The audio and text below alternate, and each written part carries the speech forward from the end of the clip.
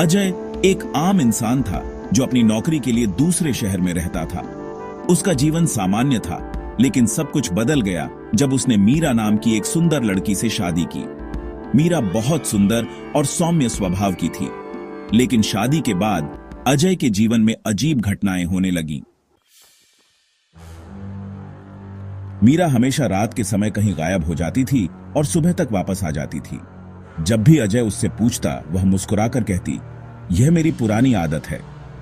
एक दिन अजय ने उसका पीछा करने की ठानी। रात के अंधेरे में वह चुपचाप उठकर उसके पीछे पीछे चल पड़ा। मीरा उसे गांव के बाहर एक सुनसान इलाके में स्थित पुराने कब्रिस्तान में जाती हुई दिखी।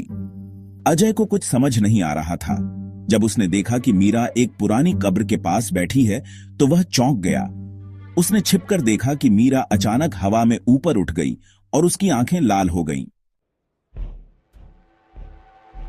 अगले दिन अजय ने गांव के बुजुर्गों से इस बारे में पूछा।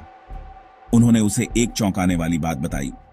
मीरा का असली नाम जानकी था और उसकी मौत उस कब्रिस्तान के पास 10 साल पहले हो चुकी थी।